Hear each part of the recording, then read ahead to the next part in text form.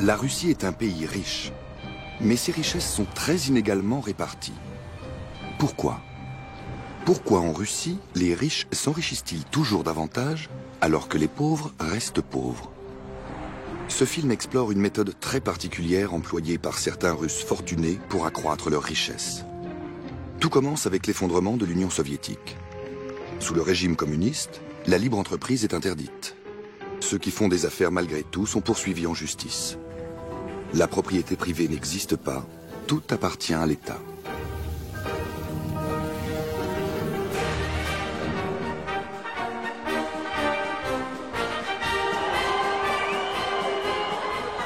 En 1991, tout change radicalement. L'éclatement de l'Union soviétique sonne le glas de l'économie planifiée communiste.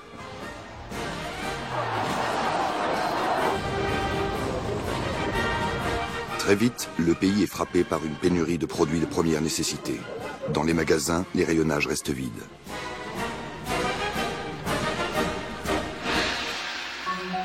Contrainte au changement, la Russie adopte l'économie de marché sur le modèle occidental.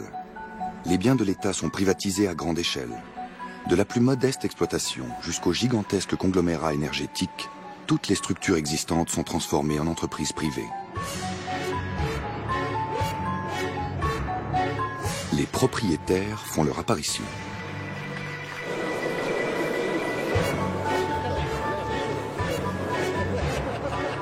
Cette métamorphose s'effectue de manière sauvage et incontrôlée. Mais comment un système juridique complet, que d'autres pays ont mis plusieurs années à développer, aurait-il pu apparaître du jour au lendemain? Tout à coup, il existe des gens qui possèdent des biens, et d'autres gens qui veulent les leur dérober. En Russie, pour s'approprier les biens d'autrui, certains font appel à des professionnels, des gangsters, appelés raiders. Les raiders sont des voleurs, des pillards parfaitement organisés, qui constituent de véritables commandos d'expropriation.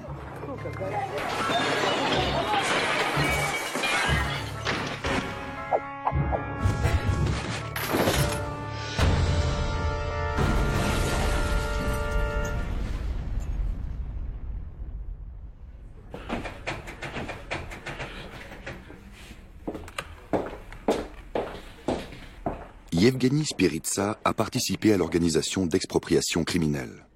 Aujourd'hui, il a changé de camp et il gagne sa vie en aidant les entreprises à se défendre contre les raids financiers.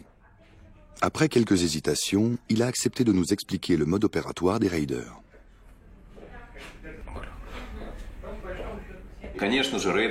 Le phénomène du raiding est apparu à partir du moment où l'URSS s'est effondrée, avec le début des privatisations et la mise en place d'un cadre législatif. Certes incomplet, mais c'était une première en Russie. Favorisés par les faiblesses du système judiciaire, sont apparus les raiders noirs, c'est-à-dire des gens qui contournent les décisions d'un tribunal. Pas forcément à Moscou, mais en province, en soudoyant un juge pour, mettons, 30 à 50 000 $. À l'époque, c'était une somme énorme, beaucoup plus que le salaire moyen d'un juge. Il apposait un tampon, des gens pénétraient dans les locaux d'une entreprise en brandissant ce document, et le tout passait des mains d'un propriétaire aux mains d'un autre propriétaire.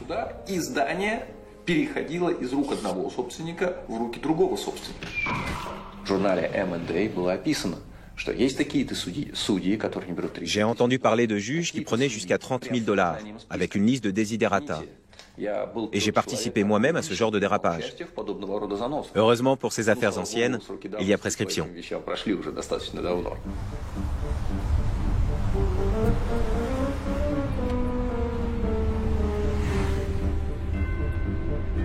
L'avocat d'affaires Yuri Krupnov travaille pour plusieurs associations d'entrepreneurs russes. Il a été témoin de l'expropriation d'une grande entreprise qui a fait beaucoup de vagues dans l'opinion moscovite. Aujourd'hui, c'est l'usine Krasny Proletari, le prolétaire rouge, qui est la cible d'une prise illégale d'entreprise. C'est la plus grosse fabrique de machines-outils en Russie. Manque de bol, elle se trouve pratiquement au centre de Moscou, là où le prix du mètre carré est exorbitant.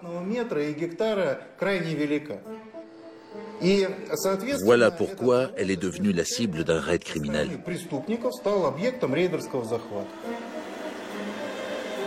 La société Krasny Proletari figurait pourtant parmi les entreprises officiellement classées comme stratégiquement importantes par la Fédération de Russie. cela n'a pas suffi à la sauver face aux raiders. Le collectif de l'usine a remis à son directeur permanent un paquet d'actions.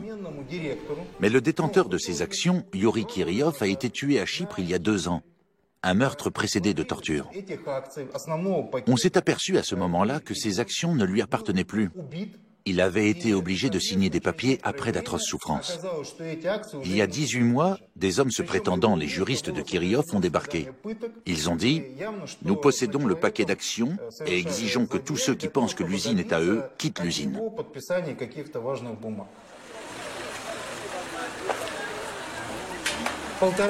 Peu de temps après, les anciens avocats de Kirillov ont présenté des documents précisant qu'ils étaient à présent les actionnaires majoritaires de l'entreprise.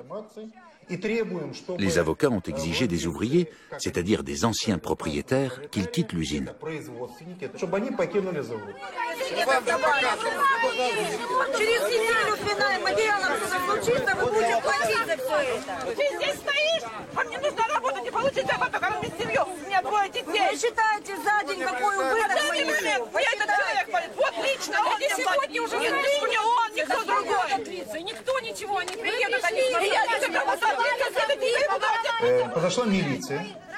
Des policiers arrivent et disent « Ce citoyen affirme qu'il est le propriétaire ».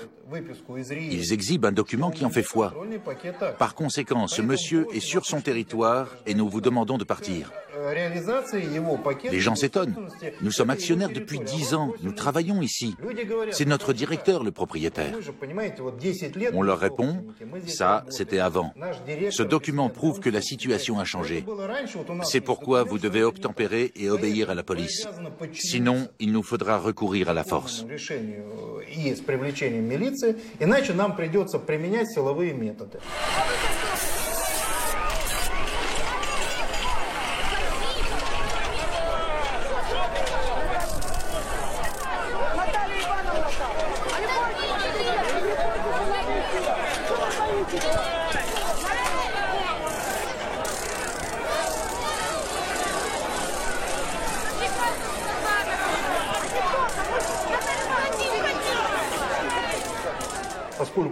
Dans la mesure où ils avaient un document prouvant que les actions leur appartenaient, ils ont réussi à déloger tout le monde.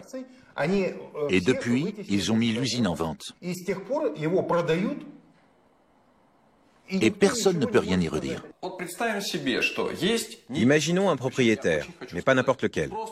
Un de ceux qui faisait partie de ce qu'on appelait les directeurs rouges, c'est-à-dire un directeur nommé à l'époque soviétique et devenu propriétaire. Un directeur rouge gérait des actifs. Que faisaient les raiders? Comprenant la psychologie conservatrice de ces directeurs âgés, habitués à siéger à la même place, ils s'emparaient de ces actifs grâce à un document émanant d'un tribunal de province, sous la protection de gardes du corps. Et si le directeur se payait une protection, les agences de sécurité se faisaient concurrence. Le plus fort pouvait supplanter le plus faible. Охранники могли выбить другой ЧОП, там кто сильнее.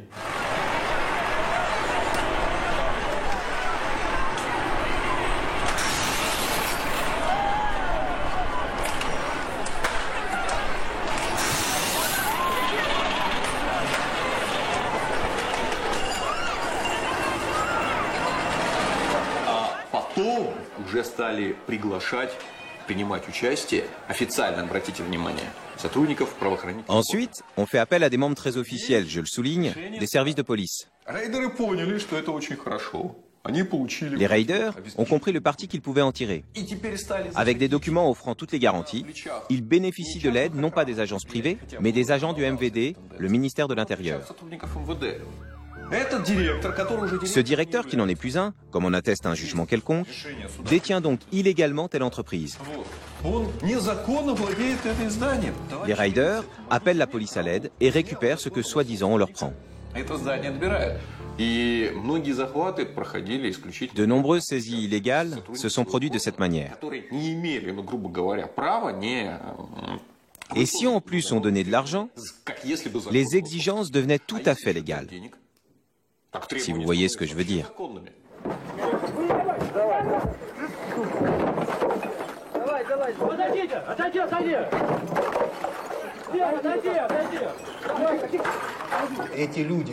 Ces gens qui planifient les raids sur les entreprises sont très malins et sans scrupules. Ils constituent des structures de communication avec des juristes, des hommes de main et les intermédiaires qui règlent les problèmes avec les instances judiciaires, c'est-à-dire qui s'occupent des pots de vin, etc. Bien sûr, ils entretiennent des relations avec les cercles politiques du pouvoir, avec les services de police, avec les parlementaires, bref, avec ceux qui peuvent couvrir politiquement ou administrativement telle ou telle action des raiders.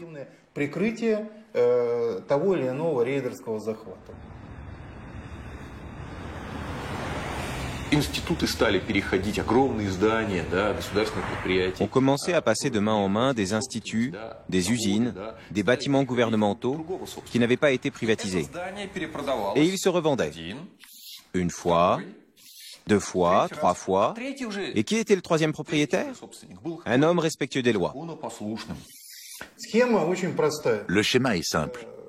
On saisit et on vend très vite. Plus vite c'est vendu, mieux ça vaut, en quelques jours. Le budget pour saisir l'usine de Prolétaires Rouges était de 5 millions de dollars. Pour les pots de vin, pour engager des gens qui gardent le territoire, qui peuvent y entrer, l'administrer, etc.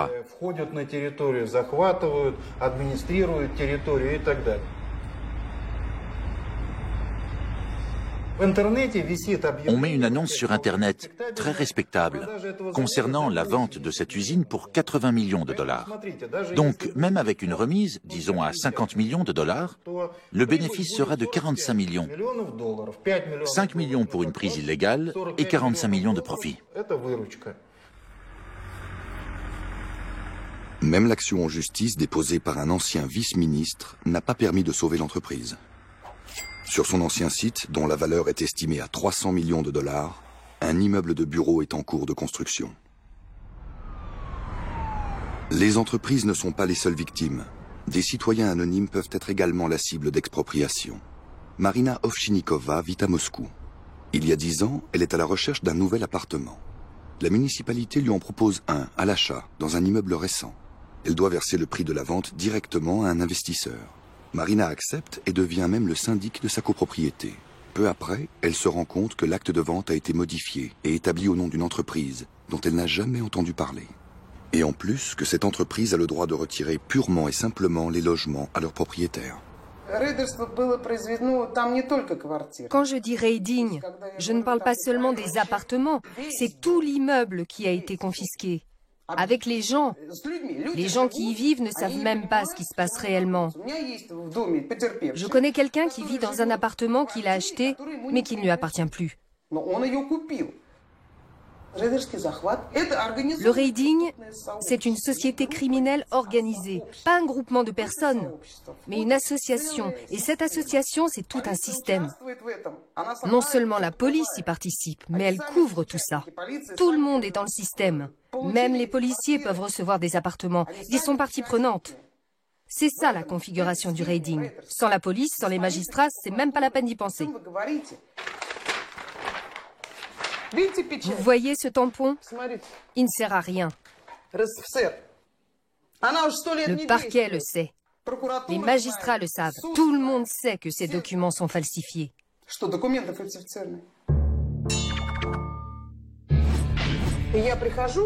J'arrive chez l'adjoint du ministre de l'Intérieur de la Russie. Je pose 2 documents et je dis... On nous a volé notre maison, on a volé un territoire d'État. Vous voyez ce tampon? Il est faux. Et qu'est-ce qu'on me répond? On me fait clairement savoir que j'irai en prison et que j'y crèverai.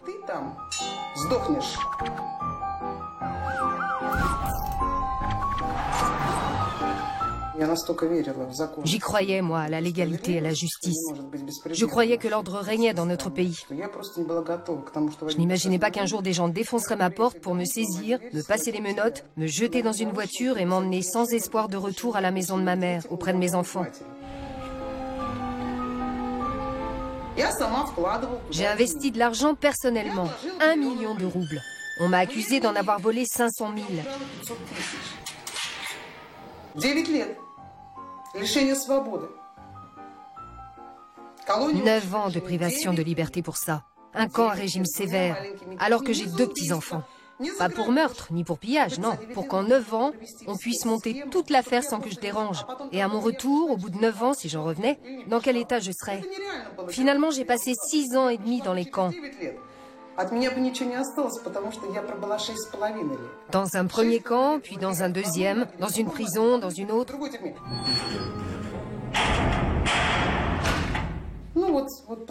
Regardez, ça fait 6 ans que j'essaie de démontrer que je n'ai commis aucun crime. Ce n'est qu'au bout de 5 ans qu'on a reconnu m'avoir traîné au tribunal sans preuve. Au bout de 5 ans, il s'est avéré que le juge d'instruction avait commis un crime contre moi, contre la société et contre l'État. J'ai subi un préjudice grave et qui va me dédommager? Personne.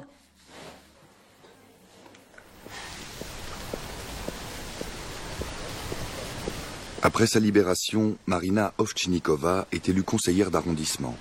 Aujourd'hui, elle vient en aide à d'autres victimes.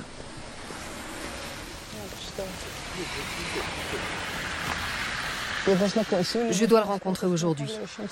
Hier, je lui ai envoyé un SMS parce qu'on m'a donné des documents stupéfiants concernant toute cette maison, les appartements, tout quoi.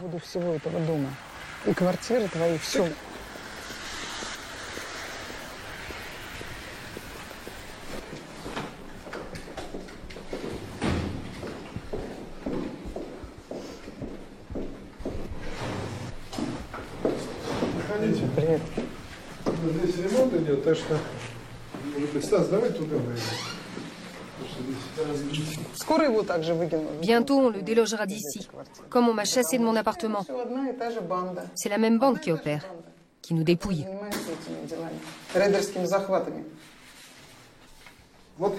J'ai payé pour cet appartement. J'ai réglé la somme qui figurait sur le contrat et même un peu plus. On aurait dû me rendre la différence, mais je n'ai jamais rien reçu. Grâce à des documents falsifiés, ils ont fait passer en douce et donner mon titre de propriété à quelqu'un d'autre. Des enquêtes ont eu lieu pour savoir si oui ou non cet appartement était déclaré légalement en propriété privée, mais elles ont été étouffées. Résultat, on peut nous chasser d'ici d'un moment à l'autre.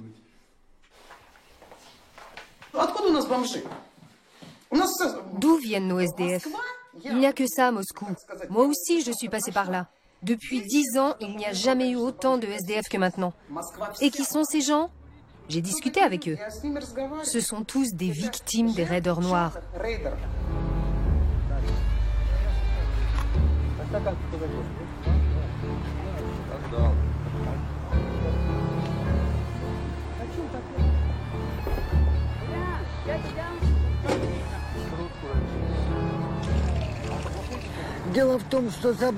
Voyez-vous, chez nous, confisquer un appartement, ça ne pose aucun problème. Je vais voir quelqu'un et je lui dis « Sors d'ici, tu m'entends? Ce n'est pas ton appartement. Sinon, je vais chercher la police et le procureur. » Значит, дальше вы обсуждали вопрос того, что кому-то, ты кого-то привел, кому он дал миллион, и ты обещал пойти.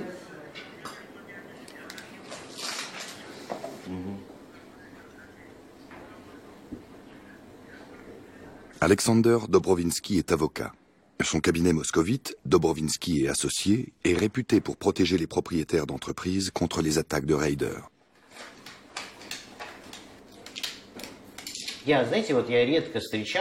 J'ai rarement vu des gens plus intelligents que ça, dont le cerveau ne fonctionne que dans le but de dépouiller les autres de leurs biens. Ils sont très talentueux, des mathématiciens de haut niveau. Ils sont tous passés par les meilleures écoles et les meilleurs instituts du pays. Et ils ont créé des compagnies qui s'appellent par exemple Société de construction russe. Ces jeunes gens ont tout simplement du talent et parfois du génie. D'ailleurs, on se les arrache. Après avoir travaillé pendant 7 ans, ils ont amassé quelque chose comme 3 milliards. Alors que quand ils ont commencé, ils devaient avoir tout au plus 20 000 $.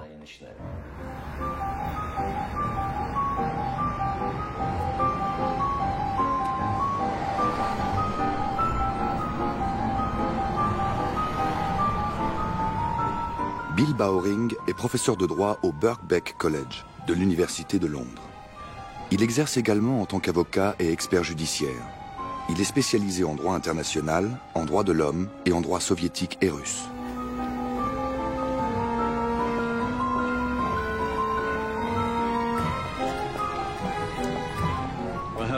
J'ai étudié très attentivement la situation en Russie et je peux affirmer que les droits de la propriété ne sont pas vraiment dans ce pays aujourd'hui.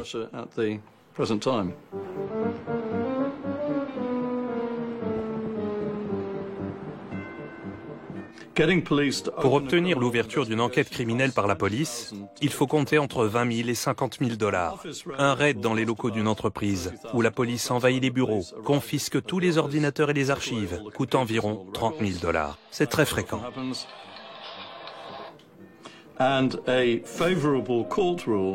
Une décision de justice favorable peut coûter entre 10 000 et 200 000 $. Tout a un prix en Russie.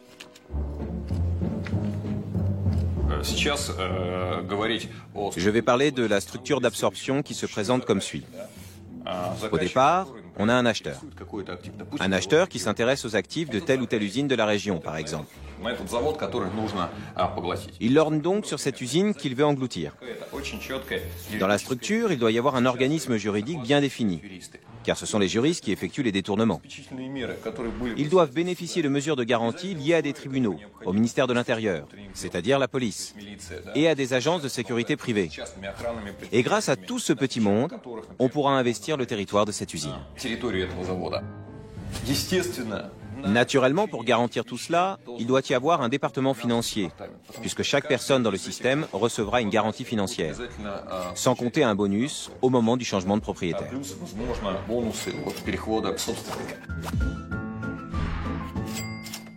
C'est à ce genre de transaction, par exemple, que j'ai moi-même pris part. La chaîne de restaurants Khatchapuri possédait 5 établissements et générait un chiffre d'affaires total d'1 million de dollars par mois. La succursale la plus importante se trouvait au centre de Moscou.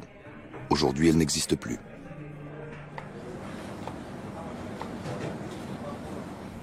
J'ai commencé ce business il y a très longtemps. C'était en 1989, ça fait presque 25 ans. D'abord, j'ai fait la plonge, puis j'ai été serveuse. J'ai travaillé au bar. Je suis devenue manager et directrice.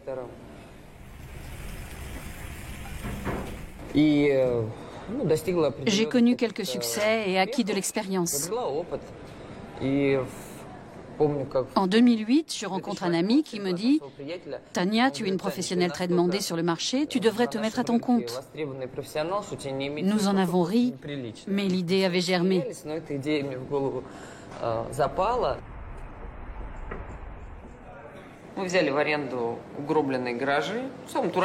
Nous avons loué des garages. De simples garages où personne ne faisait plus rien depuis des années. Murs abattus, toitures trouées, de l'eau stagnante, des trous à rats. Il a fallu faire de gros travaux.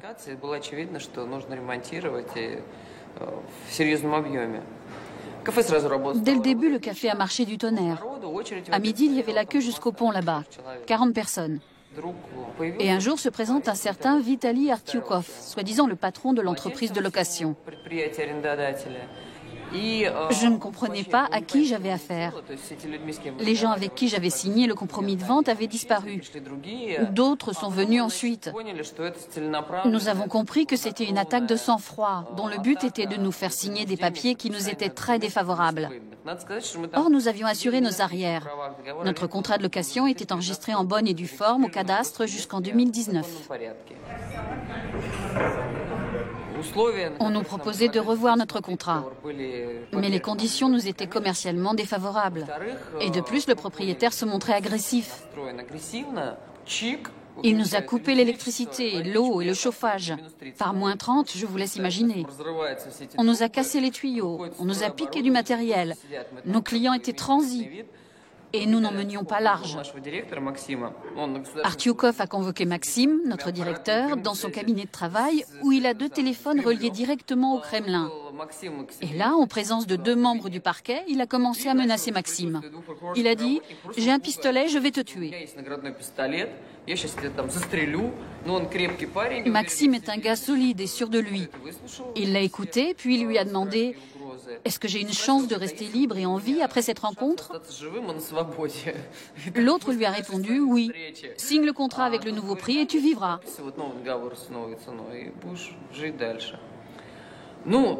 Dans ces conditions, il avait encore moins envie de le signer, ce contrat, parce que c'était l'escalade assurée.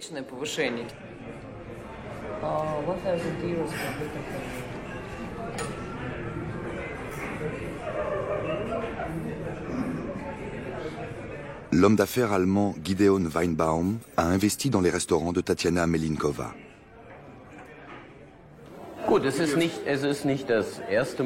Ce n'est pas la première fois que j'ai des problèmes depuis que je travaille en Russie, et ce n'est sans doute pas la dernière. Mais dans la Russie de 2013, je ne pensais pas qu'une telle chose pouvait encore arriver. Il y a 20 ans, ce genre de problème était fréquent, mais de nos jours, au centre de Moscou, sur le boulevard Sadovoï Koltso, je ne m'attendais vraiment pas à avoir affaire à des raideurs. Je croyais que cette époque était révolue.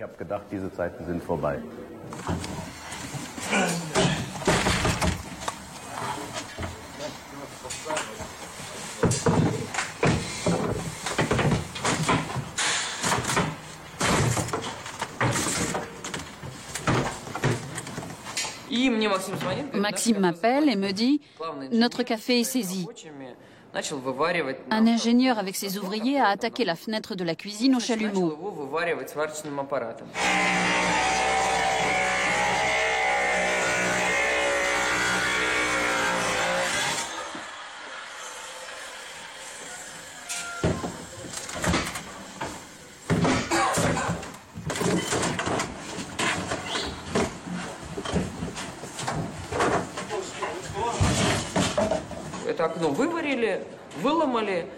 Ils ont forcé le passage. Quelques dizaines de types cagoulés ont fait irruption dans le local.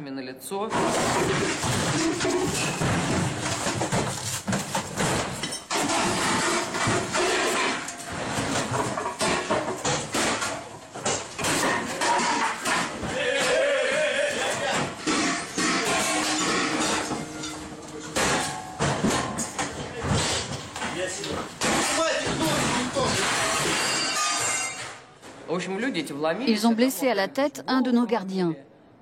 Il y avait du sang partout.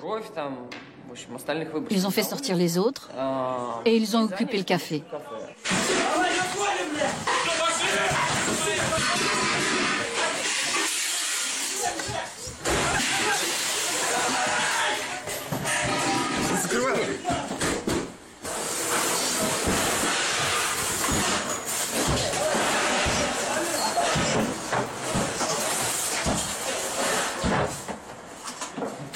Pendant 3 semaines, nous avons couru partout sans résultat.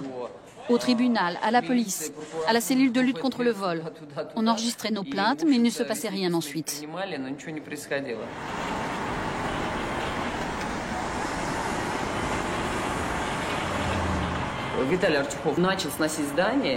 Vitaly Artyoukov a commencé à raser notre commerce tout en nous demandant d'apporter tel ou tel papier en vue de négociations. Nous préparions les papiers avec un peu d'espoir. Et pendant ce temps, notre local était démoli à la pelleteuse, avec tout notre matériel à l'intérieur.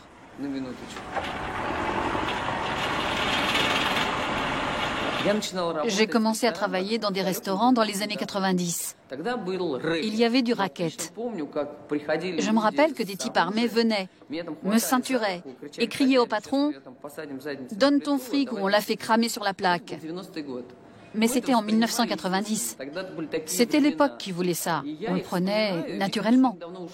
C'était il y a longtemps. J'avais l'impression que tous les types en question étaient morts et enterrés, ou alors qu'ils s'étaient racheté une conduite. Or, il s'avère qu'il n'en est rien. Nous avons investi beaucoup d'argent. Je crois que mon associé, Tatiana, vous a raconté ça en détail. Nous avons investi et nous avons commencé à travailler. Aujourd'hui, notre investissement est perdu et nos employés ont perdu leur travail. Mais le pire, à mes yeux, c'est le peu d'intérêt que les autorités officielles, y compris le parquet, portent à toute cette affaire.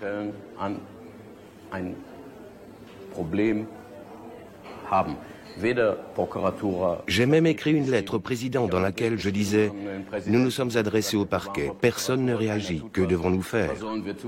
On m'a répondu « Adressez-vous au parquet ». En clair, ça n'intéresse personne. Si la Russie veut continuer à se développer, elle doit se doter de tribunaux indépendants et de lois qui s'appliquent à tout le monde. Sinon, malheureusement, les choses ne changeront pas.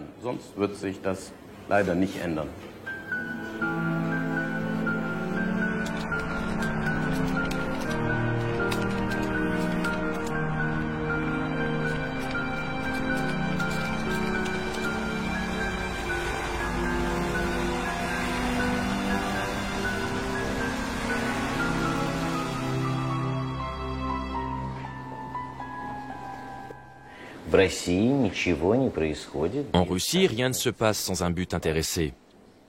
C'est un pays jeune, en quelque sorte. On veut quelque chose, on se sert. Les gens ne sont pas des businessmen. Ils ne savent pas faire deux choses en même temps.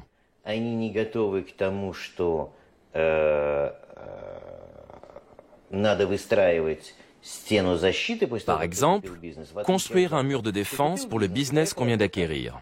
En Occident, tu achètes une affaire et tu pars te reposer. Ici, tu achètes une affaire et tu dois construire une forteresse, monter des canons, faire le guet, etc. Le tout accompagné de maux de tête. Mais si tu bâtis une forteresse correcte, si tu disposes de canons, si tu apprends à tes hommes à se défendre, à se nourrir, à pomper du pétrole ou extraire du charbon, alors tu peux t'enrichir pas mal. Si tu as bâti des murs avec des trous, tôt ou tard, tu te feras dépouiller.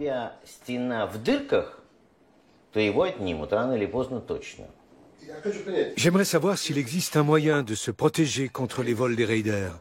Oui. Vous êtes assis en face.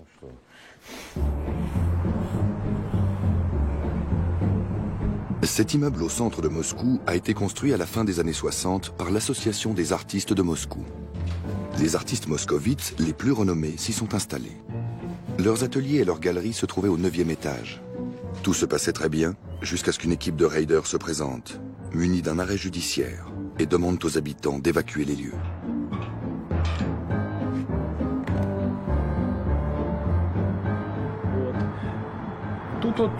Tout ça, ce sont des ateliers. Un balcon, un atelier. Il n'y a que des peintres ici.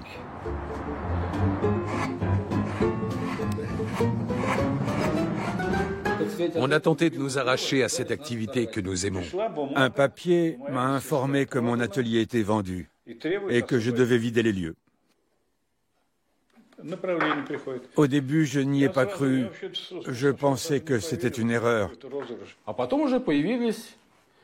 Les raiders sont arrivés aussitôt avec des gros bras qui ont scié la porte. Tous les peintres ont reçu le même genre d'avis. La décision était prise et applicable sur le champ.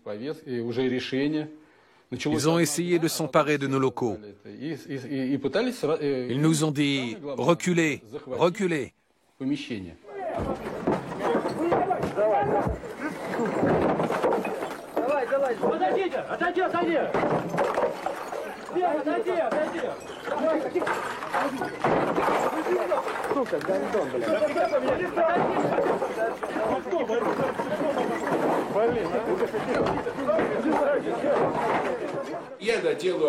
J'étais en train de finir un dessin, soudain on frappe à la porte. J'ouvre et 6 hommes font irruption en hurlant « Libérez le local ». Je leur dis « Comment ça ? J'ai un document qui prouve qu'il m'appartient. » Ils exhibent un papier et disent « Voilà le nouveau titre de propriété, fichez le camp ». Or, je savais qu'en aucun cas, je ne devais sortir de chez moi. Il fallait rester. Ils ne pouvaient pas m'emmurer parce que c'était une atteinte à la vie d'autrui. Je reste donc assis devant ma table et j'avale des comprimés, soi-disant pour le cœur. Aujourd'hui, ça me fait rire. Mais à ce moment-là, je ne riais pas du tout. Les voilà qui passent dans mon atelier par le balcon. Je les vois qui remplacent ma porte en bois par une porte métallique.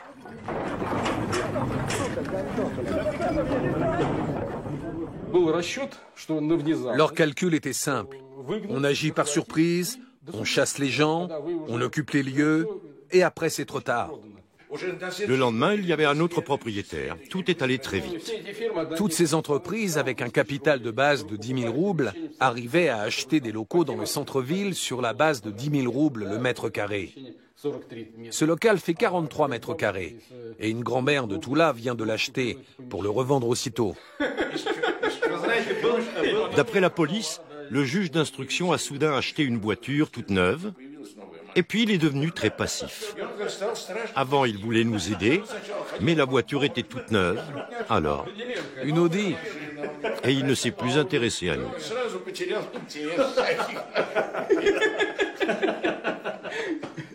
Да, то, что приходили, там угрожали, я помню, иду с 2 букетами, дочке и жене на 8 марта.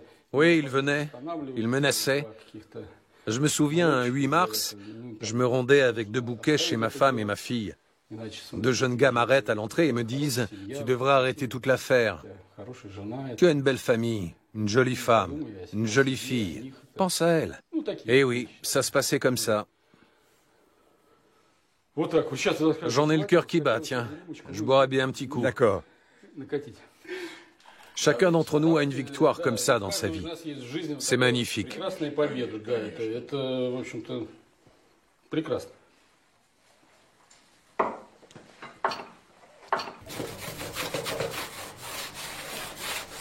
Grâce à leur notoriété, les artistes sont parvenus à alerter rapidement l'opinion publique russe, mais aussi étrangère.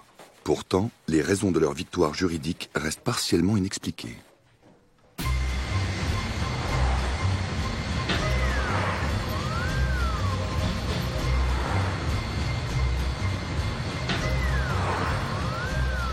Le dénouement d'un mano à mano avec des raiders est le plus souvent imprévisible.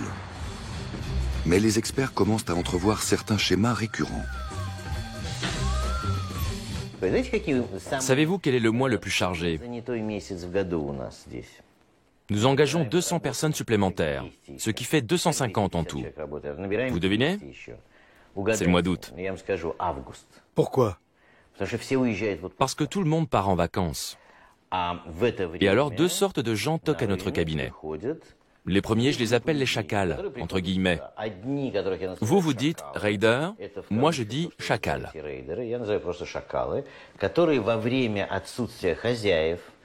En l'absence des propriétaires, de la police, des juges qui sont en congé, ceux qui sont incorruptibles ou trop chers, ce qui revient au même, en travaillant en août et début septembre, voire dès juin ou mai, ils peuvent mettre en place un système capable de rafler n'importe quelle cible. C'est le premier groupe. Le deuxième, ce sont les businessmen qui viennent et qui disent « Monsieur l'avocat, je m'en vais, faites en sorte que personne ne me dépouille. »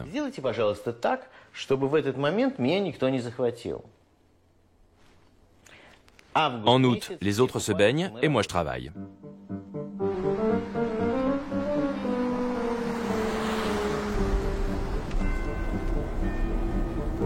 Boris Berezovsky était un oligarque et un homme politique russe. Après avoir été proche de Poutine, il a rejoint le camp de ses opposants. Un revirement qui lui a valu d'être poursuivi par la justice russe. En l'an 2000, il s'est exilé en Angleterre, où il a vécu jusqu'à sa mort en 2013. En Russie, Boris Berezovsky a été condamné par contumace à 13 ans de réclusion. 1 an avant sa mort, il a donné une de ses rares interviews sur la situation en Russie.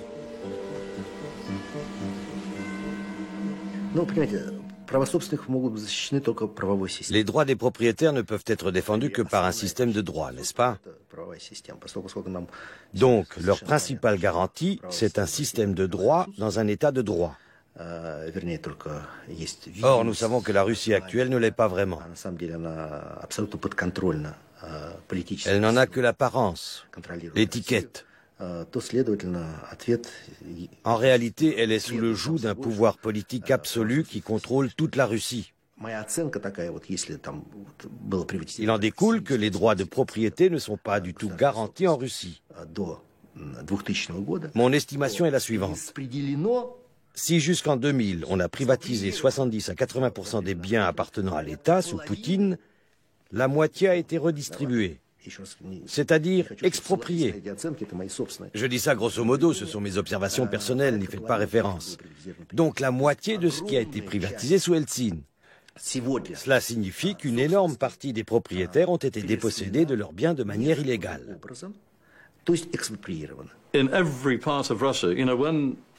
Les raids se font partout en Russie.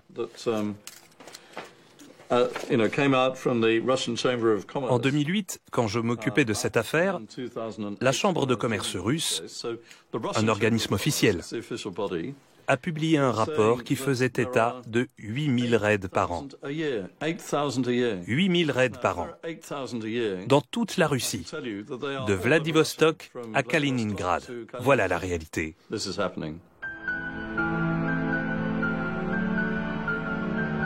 Chaque mètre carré fait désormais l'objet d'une guerre sans merci. Les raiders savent qu'en cas de succès, ils réaliseront un bénéfice pouvant aller jusqu'à 1000%. Face à ce genre de criminalité, la réaction de l'État reste incohérente et imprévisible. Des propriétaires de tous milieux sociaux sont concernés. En Russie, personne n'est à l'abri d'une expropriation illégale. Je ne suis pas seulement un observateur de ce processus. Je suis partie prenante dans le processus d'expropriation. Malheureusement, je ne suis pas le seul. Et cela a touché des centaines de milliers de propriétaires.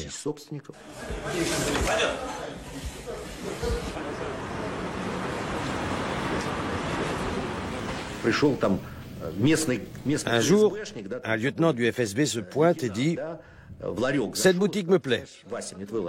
Un de mes copains va venir, tu la mettras à son nom. » Et c'est comme ça, partout.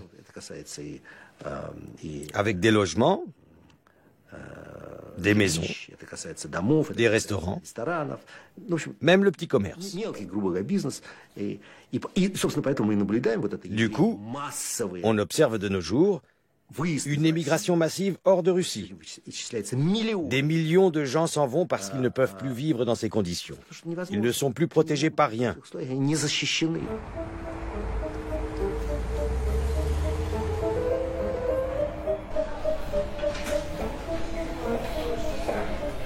Yevgeny Tchitchvarkin fait partie de la génération de l'après-URSS. Né en 1974, il fait ses études et fonde la société de téléphonie mobile Evroset, qui le hisse au rang de milliardaire. Sa fortune ne provient pas de la privatisation de biens de l'ex-URSS. Mais depuis la fin de l'année 2008, Tchitchvarkin vit lui aussi en Angleterre. La Russie a déposé une demande d'extradition. Depuis, il craint pour sa vie.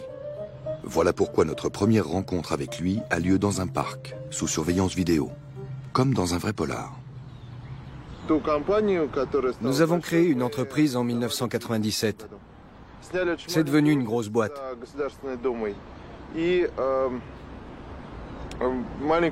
Nous avions loué un petit bureau derrière la Douma et un petit rayon dans un magasin d'électronique en avril 1997. Nous sommes devenus une grosse entreprise en 3 ans et demi, à la fin de l'an 2000. Nous avions près de 5000 magasins dans 6 pays de l'ancien bloc de l'Est. L'entreprise avait beaucoup de succès et elle était si juteuse que tout a été mis en œuvre, y compris dans les hautes sphères de l'État, pour nous la confisquer.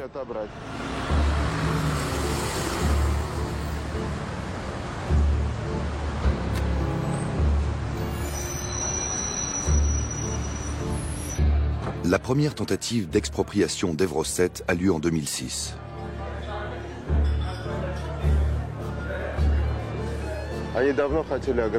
Plusieurs tentatives ont été faites.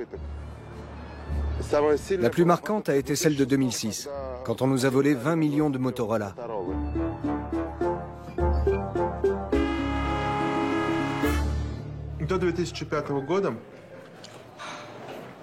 À partir de 2005, les téléphones ont été importés sur commande spéciale faite par les douanes elles-mêmes.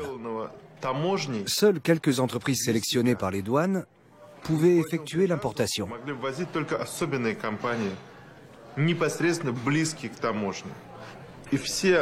Les autres achetaient les téléphones en interne, après une sélection par les douanes.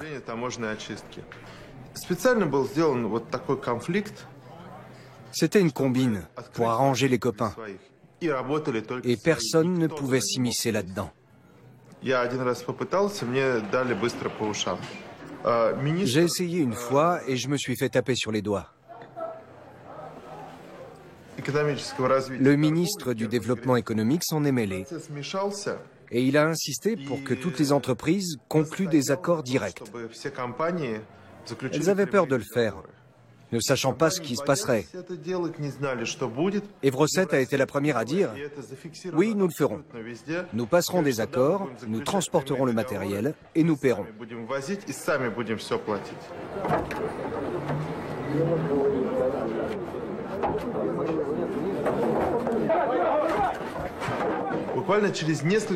Quelques semaines plus tard, des téléphones ont disparu.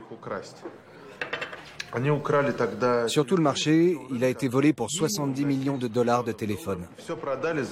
Et tout a été revendu au noir. Le but de ces raiders était de nous priver de téléphones et de s'emparer de ce canal de distribution en Russie. Ils voulaient faire de l'argent sur notre dos. Nous nous sommes plaints à Poutine, Motorola s'est plaint auprès de Bush, et il y a un gros conflit avec des millions de téléphones dans la nature. Mais on nous a rendu 19 millions. 1 million a disparu. Le conflit a duré 6 mois. Suite à quoi, on nous a dit que tôt ou tard, il y aurait un retour de bâton. Parce que nous avions réduit leur combine crapuleuse de 90%.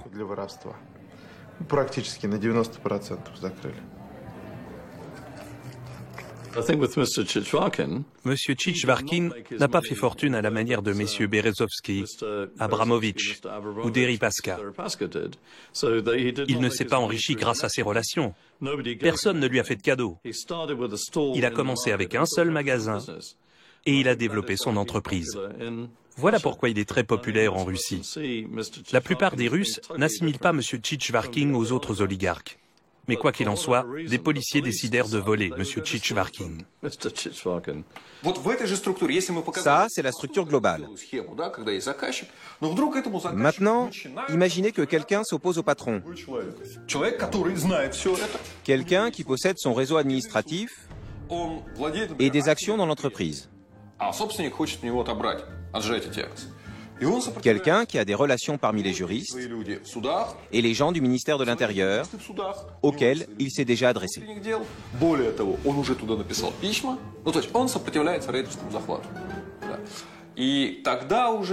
En se servant de ce modèle, on peut agir non plus sur les actifs, mais sur la psychologie de la personne. Des schémas criminels peuvent apparaître. De quoi s'agit-il ? Eh bien, une personne peut connaître tout à coup des désagréments. Des gens peuvent tout à coup affirmer qu'elle leur doit de l'argent, une grosse quantité d'argent. Des documents falsifiés apparaissent soudain, des documents qui lui appartiendraient. Et alors, on peut faire jouer contre elle l'article 327 du Code pénal. Et la personne en question se retrouve, vous voyez où ?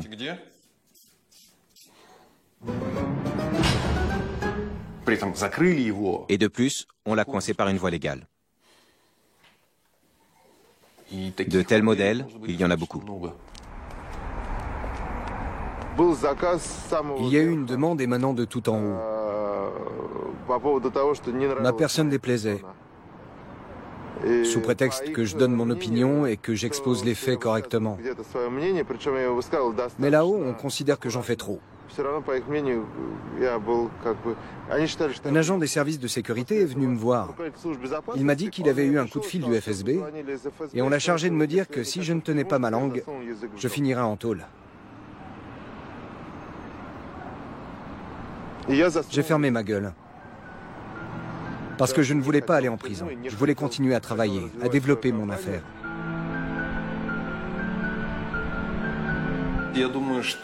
Il y a des règles du jeu en politique. Et il y a des règles du jeu en économie.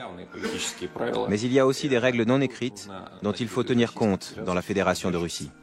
Si on observe ces règles-là, tout va bien. C'est un jeu tordu. Mais s'il ne vous plaît pas, vous êtes libre d'aller faire du business dans un autre pays.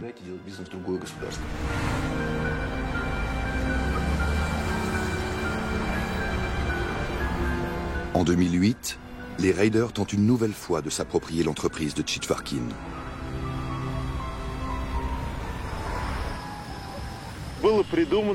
Ils ont raconté que j'étais l'organisateur du rapt de l'expéditeur de l'entreprise en 2003. Or, en 2003, ma firme a sextuplé de volume. À la fin de l'année, nous avions un fonds de roulement d'1 milliard. Quel intérêt aurais-je eu à kidnapper un partenaire? D'abord, on a arrêté les chefs de l'agence de sécurité et on a exercé une très forte pression sur eux pour qu'ils me dénoncent. On m'a convoqué pour interrogatoire, on m'a menacé, fait des provocations afin que je prenne la fuite hors de Russie avant même la vente de mon entreprise.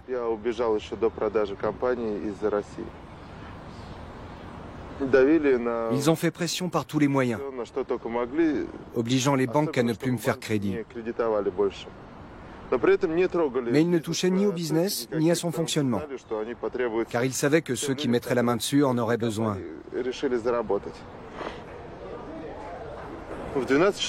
À midi, des dizaines de types sont entrés en courant. Ils ont débranché les ordinateurs, coupé tous les systèmes de paiement. Des dizaines, qu'est-ce que je dis? Des centaines de milliers de clients n'ont pas pu finaliser les paiements parce qu'ils ont arraché toutes les prises. Et du coup, les serveurs étaient out. Si c'est une affaire d'État, aucun avocat ne peut te venir en aide dès les premières heures. Dans une entreprise, quand la police fait irruption à 6 heures du matin, saisit tous les ordinateurs et toutes les archives, c'est terminé. Comment peut-on continuer à travailler? Ils n'en ont rien à foutre du manque à gagner.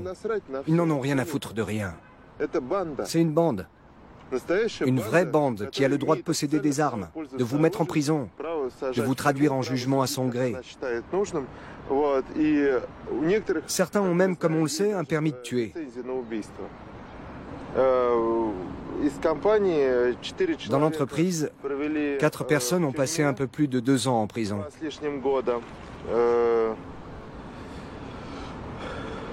Des dizaines de personnes se rendaient à des interrogatoires comme on va au travail.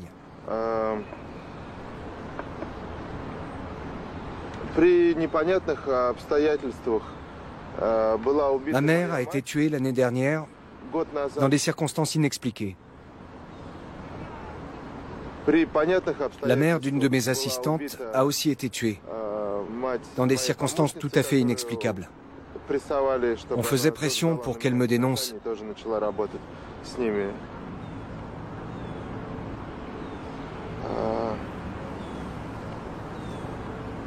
Et pour qu'elle se mette à leur service. Dans le cas de M. Tchitvarkine, l'affaire est allée trop loin pour qu'il puisse encore se défendre. Je suis certain qu'il a usé de son influence. Je sais qu'il est très proche du président Medvedev et de certains hauts fonctionnaires. Il a tenté de faire jouer ses relations, mais de toute évidence, il a échoué. En Russie, moyennant finance, on peut tuer ou jeter n'importe qui en prison, à l'exception sans doute de ceux qui sont tout en haut, en utilisant les organes de l'État. En utilisant la police et les tribunaux. N'importe qui. Le ministère de l'Intérieur est de fait la plus grosse association de malfaiteurs. Il n'y a pas un seul fonctionnaire du MVD qui ne soit pas corrompu, à part les stagiaires et les agents du plus bas échelon qui y travaillent depuis peu. Comme ils n'ont pas réussi à me faire partir, j'ai subi une sacrée pression. Au ton des conversations, à leurs actes, on devine s'ils ont ou non le droit de vous arrêter. Ils ont attendu 3 ans d'avoir ce droit. Et ils ne pouvaient pas cacher leur joie à l'idée de me mettre en prison.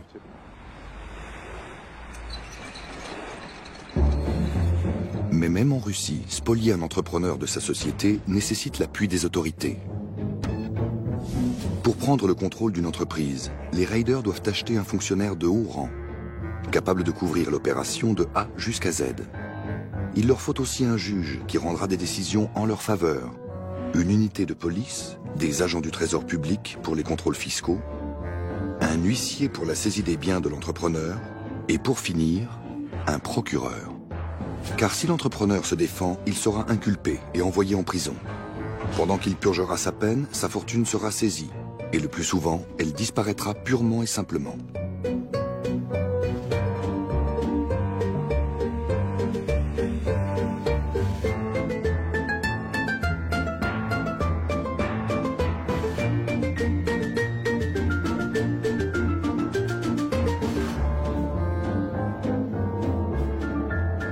Yevgeny Tchitchvarkin s'est défendu et il s'est retrouvé mis en accusation. C'est à ce moment-là qu'il a décidé de fuir en Angleterre. Le gouvernement britannique a rejeté la demande d'extradition de la Russie. L'entrepreneur est aujourd'hui installé à Londres où il a ouvert une boutique de vin fin. Je pourrais rentrer en Russie à condition que toutes les poursuites contre moi soient annulées, que plus personne n'ait rien à me reprocher, ni en Russie, ni dans aucun autre pays. Pourquoi ne rentrez-vous pas? Parce qu'ils peuvent tout réactiver à chaque instant. Les gens qui m'ont harcelé ont perdu leur poste, mais ils n'ont pas perdu leur pouvoir. Ils sont méchants et considèrent toujours que mon argent leur appartient. Étant donné que Poutine jouit d'une bonne santé et a beaucoup d'argent, je vais rester ici un long moment.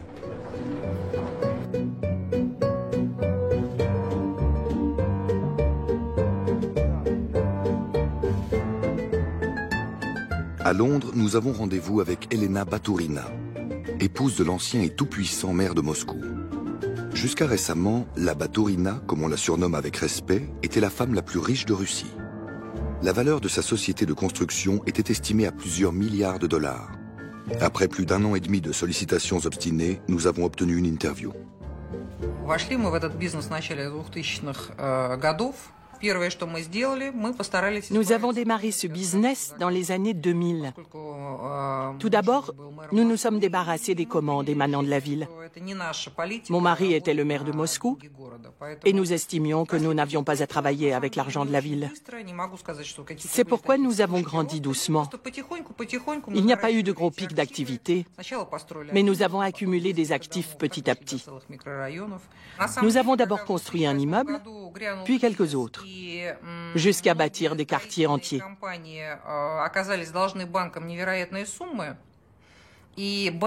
Lorsque la crise a éclaté en 2008, de nombreuses entreprises de construction étaient endettées et les banques d'État ont commencé à pomper ces entreprises.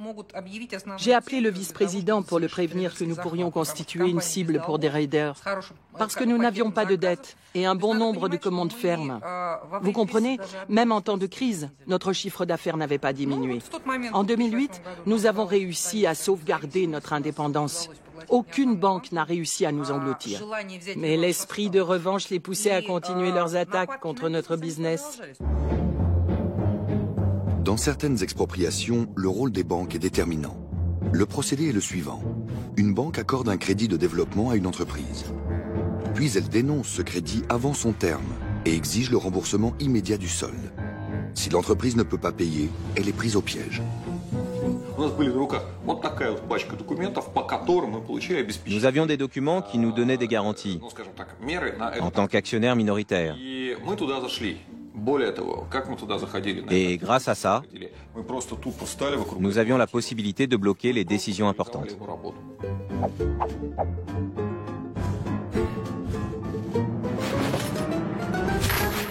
Les projets ont capoté. On a annulé des décisions prises par les pouvoirs municipaux. Bref, on s'est retrouvé empêtré dans un bourbier politique. Menacée d'un procès-accusation, Elena Baturina s'est elle aussi réfugiée à Londres.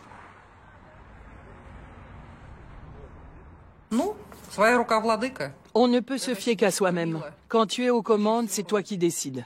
Je n'avais jamais planifié de quitter la Russie. Je me sentais bien au travail, tant qu'on m'en donnait du travail.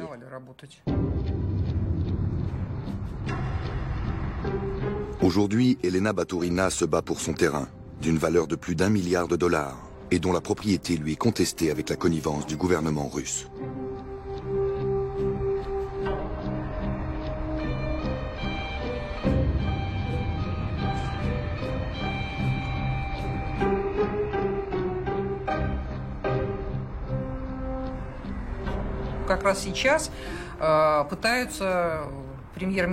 En ce moment, le Premier ministre tente de me déposséder d'un immense terrain de 24 hectares au centre de Moscou, non loin du parc de la Victoire.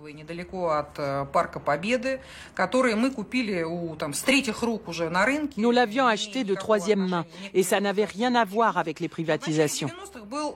Au début des années 90, un décret secret de Helsinki est sorti. Ces terrains étaient réservés pour des ambassades. Nous ne contestons pas le principe puisqu'il ne change rien à la nature du terrain. Il était notre propriété et il l'est resté. Or, pour réaliser les projets des ambassades, le gouvernement doit payer la valeur de ces terres correspondant au marché. Le problème, c'est que cela représente plus d'1 milliard de dollars. Le gouvernement n'a pas envie de dépenser une telle somme. D'où l'invention d'une loi qui transfère ce bien d'une propriété privée à une propriété d'État. Et une décision est prise. Ce terrain doit nous être confisqué. C'est totalement illégal. Je crois que même les juges qui cautionnent ça s'en rendent compte. Mais que peuvent-ils faire sous la pression de personnalités puissantes? Ils obéissent. Nous n'avons d'espoir que devant le tribunal européen.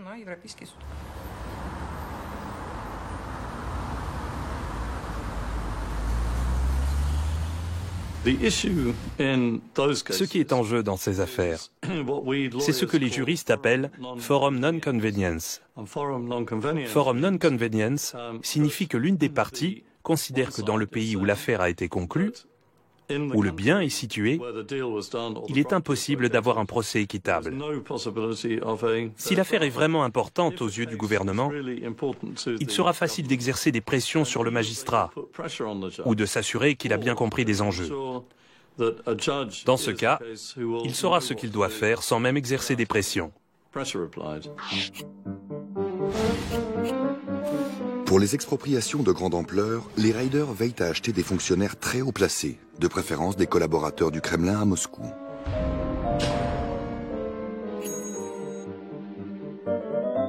Il leur faut aussi des responsables dans les services de police, de douane et du fisc, ainsi qu'une banque susceptible de réclamer le remboursement anticipé d'un prêt. Si la victime se défend, un procureur aura préparé un chef d'inculpation justifiant une mise en détention. Les entrepreneurs qui ont de la chance parviennent à fuir à l'étranger. Londres est leur point de chute privilégié, ce qui vaut à la capitale britannique le surnom de Londongrad.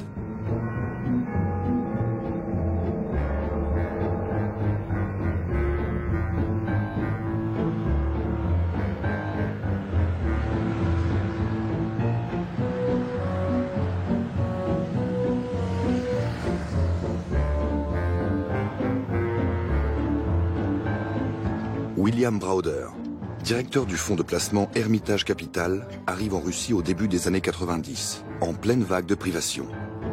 En peu de temps, ses investissements lui font gagner des millions. Hermitage Capital devient le 3e fonds d'investissement de Russie.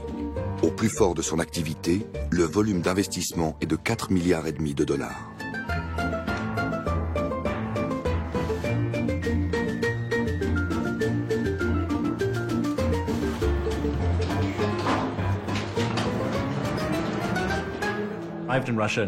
Je suis arrivé en Russie en 1996 et j'ai créé mon fonds d'investissement. C'est devenu le premier fonds d'investissement en Russie. En 1998, je me suis lancé dans une grande bataille pour défendre les intérêts des actionnaires minoritaires. Nous avons révélé les méthodes qu'employaient les oligarques pour piller nos entreprises. Quand Poutine est arrivé au pouvoir en 1999, il s'est aussi attaqué aux oligarques. Клянусь, при осуществлении полномочий президента Российской Федерации уважать и охранять права и свободы человека и гражданина. Nous avions des priorités distinctes, mais qui se rejoignaient. Mon objectif était de mettre un terme au pillage des entreprises. Poutine voulait consolider son pouvoir face aux oligarques.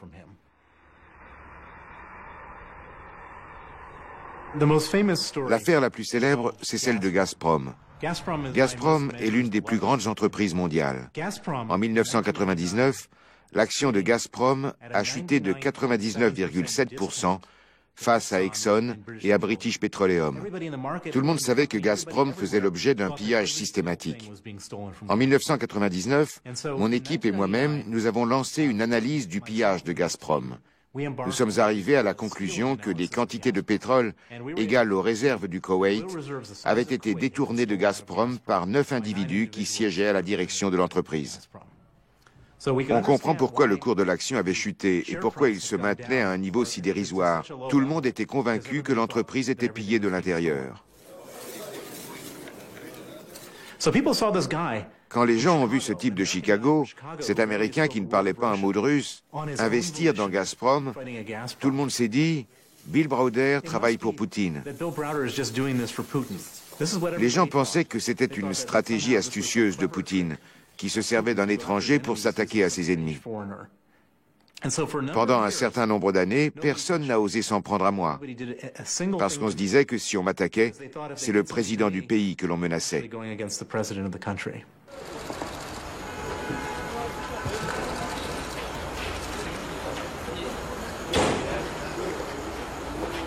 À la fin de 2003, Poutine a gagné son combat contre les oligarques.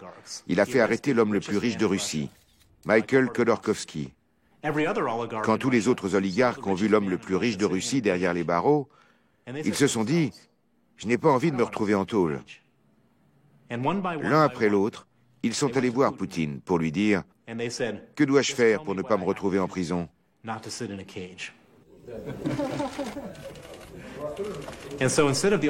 Les oligarques qui étaient ses ennemis sont devenus ses partenaires. Quant à moi, je poursuivais ma campagne de dénonciation des malversations au sein des entreprises. Mais en fait, mes activités ne servaient plus le régime. Au contraire, mes révélations étaient embarrassantes et dangereuses pour le pouvoir politique. En novembre 2005, je suis retourné à Moscou, où j'avais vécu 10 ans, et où j'étais devenu le plus grand investisseur étranger du pays, avec 4,5 milliards de capitaux occidentaux. On m'a arrêté à l'aéroport. J'ai été détenu pendant 24 heures et ils m'ont expulsé en déclarant que j'étais une menace pour la sécurité nationale.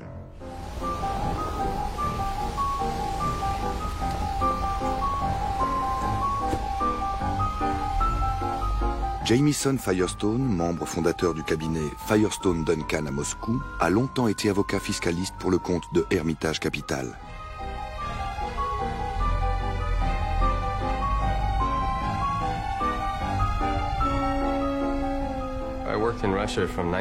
J'ai exercé en Russie de 1999 à fin 2009.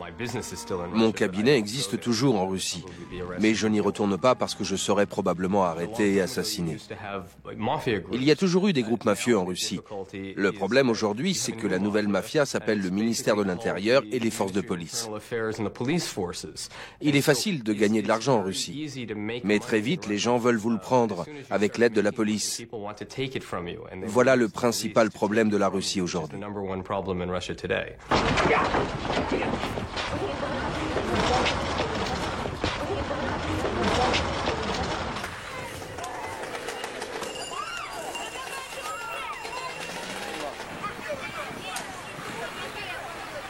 Le 4 juin 2007, 18 mois après mon expulsion du pays, 25 policiers du ministère de l'Intérieur ont fait une descente dans mon entreprise à Moscou.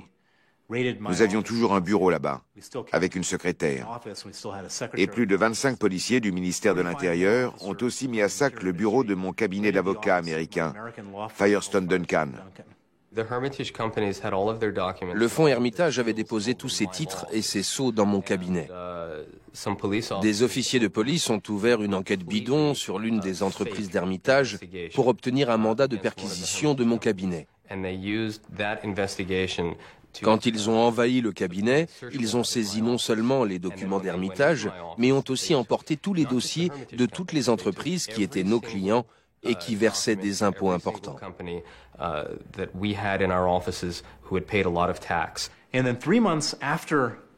3 mois après le raid, nous avons découvert que nous n'étions plus les propriétaires légaux de nos holdings d'investissement en Russie.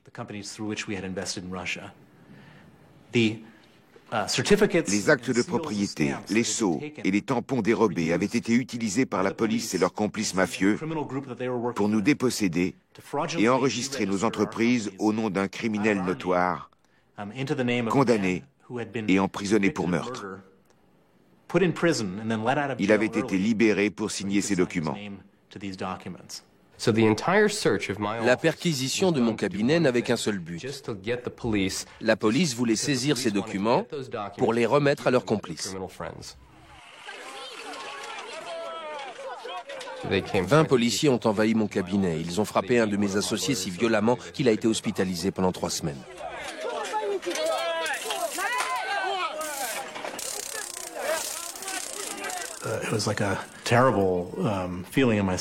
J'en étais malade. Je n'avais jamais été victime d'un réseau criminel de ce calibre.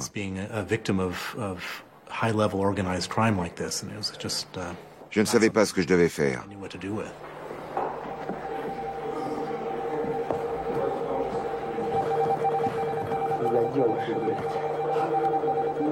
Nous avons engagé un groupe d'avocats. 7 avocats de 4 cabinets différents ont mené une enquête. L'avocat principal était le juriste le plus talentueux que je connaisse en Russie, Sergei Magnitsky.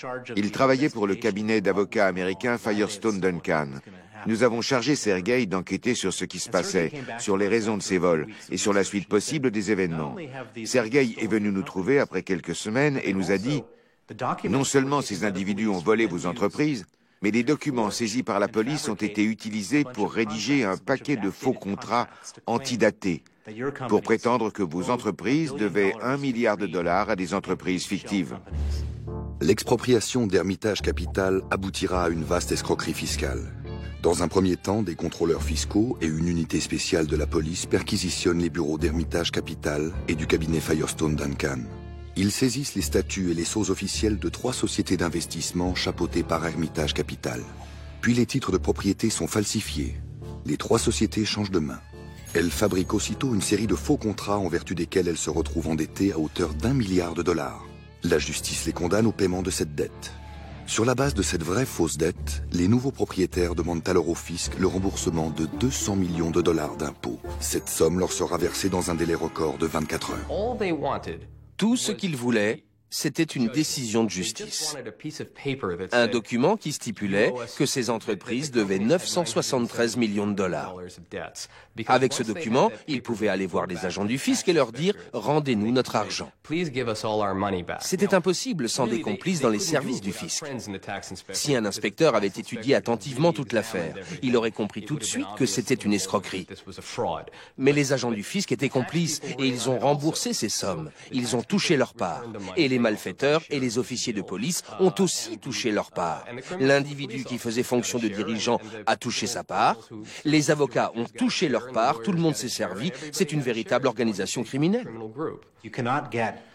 On n'accorde pas une remise d'impôt de $230 millions en un jour sans l'aval du ministre du Budget ou du vice-ministre du Budget. C'est impossible. C'est une conspiration qui implique les plus hauts responsables du FSB. On ne peut pas faire intervenir l'ensemble des forces de police avec autant de zèle et d'énergie sans la complicité du FSB. Nous avons les noms de ces responsables. Il était inconcevable de mener une telle opération sans l'intervention du ministre de l'Intérieur ou du vice-ministre de l'Intérieur. Il s'agit d'une conspiration d'État dans laquelle les plus hauts responsables volent leur pays. Les dirigeants sont parfaitement conscients de l'étendue de la corruption et du danger qu'elle représente pour la Russie. M. Medvedev a déclaré à plusieurs reprises que c'est l'un des plus grands fléaux de la Russie. Il ne cesse de dire qu'il va prendre des mesures. Mais la corruption a pris une telle ampleur qu'elle atteint le sommet de l'État, ce qui la rend très difficile à combattre. Sergei a découvert une organisation criminelle qui comprenait des policiers et des agents du fisc, associés pour détourner des centaines de millions de dollars du budget russe. Il les a identifiés en pleine opération. Il l'a signalé à la police 3 semaines avant que l'argent ne soit détourné. De toute évidence, la police était dans le coup et n'a rien fait. Quand par la suite, il a protesté vigoureusement contre ce détournement, ils l'ont arrêté pour le faire taire. Ils ont commencé par le torturer pour qu'il retire son témoignage. Et comble du cynisme, ils voulaient le forcer à signer une confession où il avouerait avoir lui-même détourné ces $230 millions. Dans cette affaire, Sergueï a été arrêté pour fraude fiscale et incarcéré. Cela n'a aucun sens, parce que Sergueï n'était pas un cadre ou un collaborateur de Hermitage Capital, et qu'il n'existait aucune base légale pour l'arrêter. Mais la légalité ne compte pas face à une police corrompue en Russie.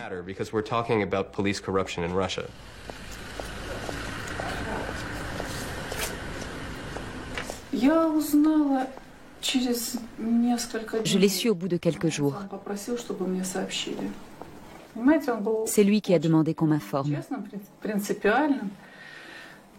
Il était très honnête, avait des principes, peut-être un peu naïf. Il croyait qu'il existe des lois qui doivent être appliquées et qu'on peut obtenir qu'elles le soient.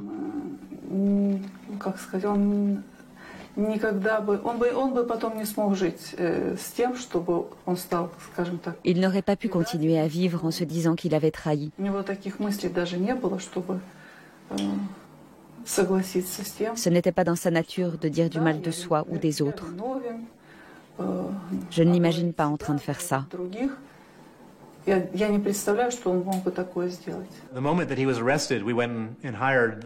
Dès son arrestation, nous avons engagé l'avocat le plus expérimenté pour le faire libérer. Sergueï avait été arrêté par les individus qui avaient détourné cet argent pour le faire taire. Les avocats étaient impuissants. J'ai demandé aux malfaiteurs de libérer leur otage. Ils m'ont répondu « On se contrefiche de ce que tu peux faire ».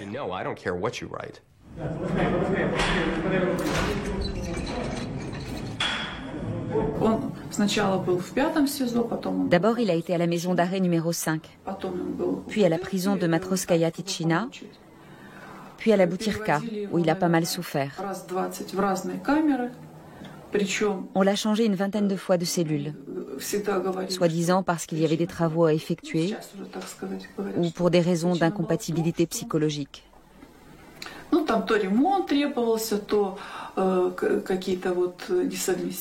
Sergueï s'entendait bien avec tout le monde, sauf avec les agents des organes de sécurité.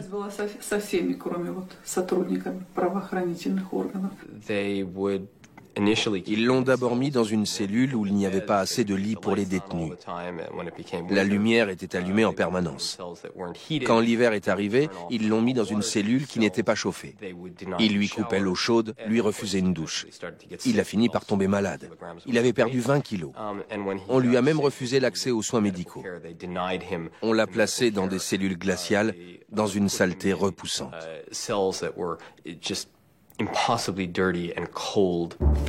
Au cours de ces 358 jours de détention, Sergueï Magnitsky rédige 450 doléances.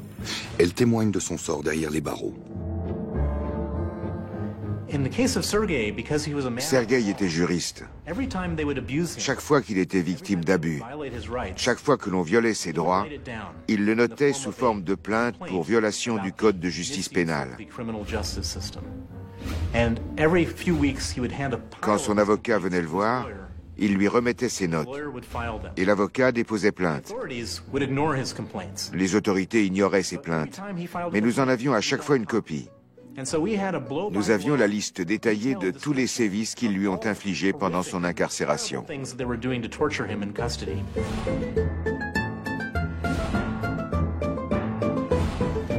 Le procureur rejette une à une toutes les requêtes de Sergueï Magnitsky.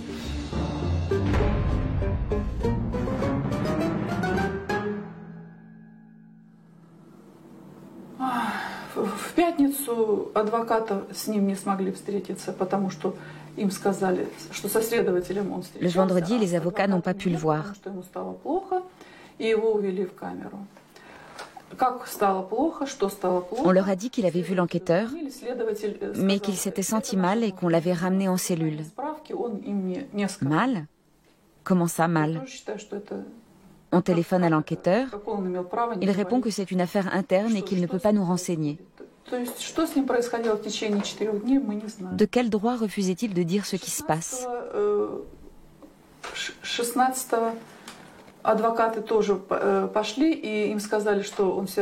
Pendant 4 jours, nous n'avons pas su ce qui lui arrivait. Le 16 de ce mois, les avocats y sont allés, mais on leur a dit qu'ils se sentaient mal et ne pouvaient pas sortir.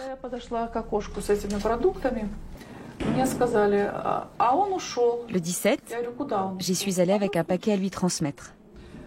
Là, on m'a dit que Sergueï était parti. Où ça? À la Matroskaya Tichina. J'ai demandé si on l'avait emmené à l'hôpital, parce que c'était ce que nous essayions d'obtenir. On m'a dit qu'on n'en savait rien. Je suis partie pour l'autre prison. Je m'approche de la lucarne par où on transmet les colis et je demande s'il est là.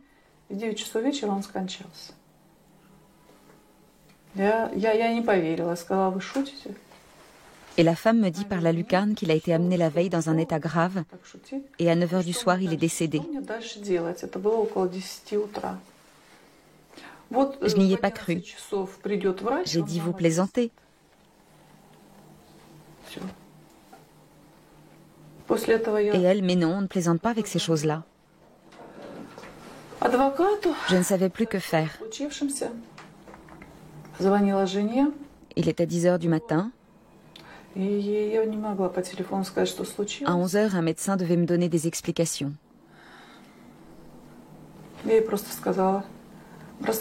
J'ai appelé l'avocat pour l'informer.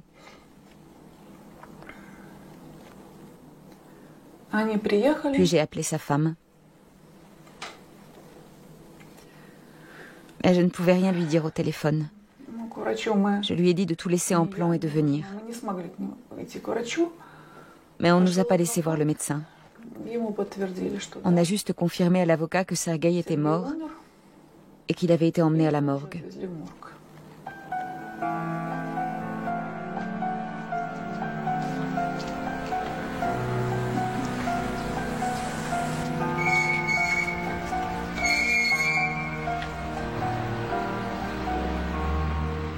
Le plus terrible dans l'affaire Magnitsky, ce n'est pas que ça puisse arriver en Russie, mais que ça se produise au vu et au su de tout le monde. Tout le monde est au courant, mais on ne peut rien faire. On se dit, si seulement le président savait, si le Premier ministre était au courant, si les médias étaient informés. Tout le monde connaît les méfaits de ces individus, mais ils sont intouchables.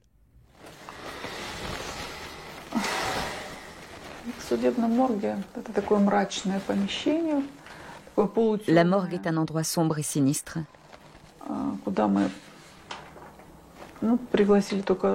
Nous n'y avons invité que des parents proches.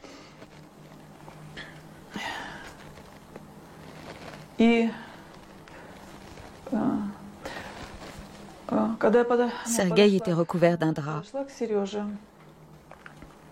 Sans savoir pourquoi, j'ai soulevé le drap et j'ai vu ses mains.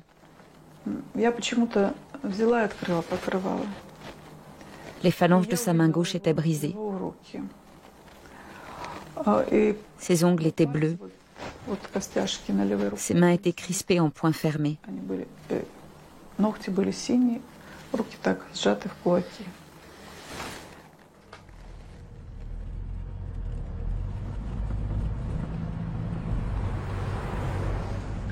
Bill Browder se bat pour que justice soit rendue à son avocat Sergueï Magnitsky.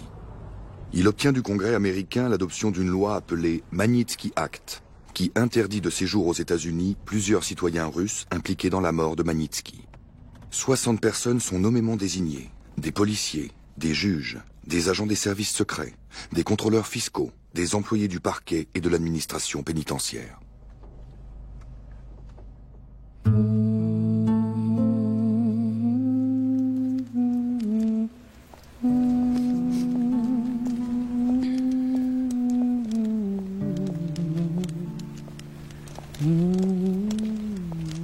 Même après la mort de Sergueï Magnitsky, la justice ne relâche son emprise ni sur lui, ni sur sa famille. L'avocat est condamné à titre posthume pour fraude fiscale. Au printemps 2013, Bill Browder est jugé à son tour et condamné par contumace à 9 ans de prison. Toutes les demandes de suspension de poursuite déposées par la famille Magnitsky ont été rejetées. In its annual index of perceptions of corruption, Transparency International ranked Russia 154th out of 178 countries. The World Bank considers 122 countries to be better places to do business than Russia.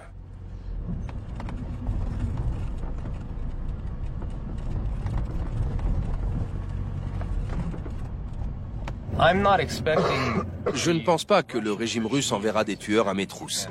Mais il y a des individus dans l'appareil d'État qui agissent pour leur propre compte. Ce sont des individus très dangereux. Et je ne suis pas assez naïf pour me croire en sécurité à Londres ou ailleurs tant que ces hommes ne sont pas en prison. Aujourd'hui, la Russie a dérivé si loin dans l'illégalité que je ne me sentirais pas en sécurité sous le régime actuel.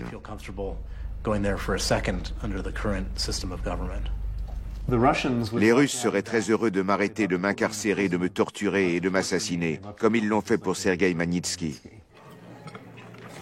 Bien sûr que j'ai tout le temps peur. Peur pour moi et pour ma famille. Vraiment. Tout le monde autour de nous a peur de Poutine. Tout le pays a peur de lui et moi, j'ai peur de lui. Pourquoi est-il si terrible? Il est intelligent. Il a une excellente mémoire. Il a une forme d'esprit analytique et des qualités de chef indiscutables. Un solide sens de l'humour. Aucune mauvaise habitude. Il sait manier la langue populaire. En Occident, cela peut avoir un aspect négatif. Mais pour nos gars d'ici, qui ont grandi dans la rue, c'est clair. C'est un leader né, le chef de la meute, comme le définit Wikileaks.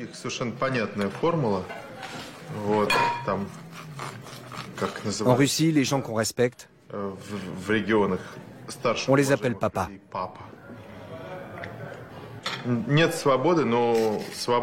Mais il n'y a pas de liberté. On a troqué la liberté contre un morceau de viande. Il est plus petit qu'avant, mais il permet de ne pas crever de faim et nous empêche de dresser des barricades.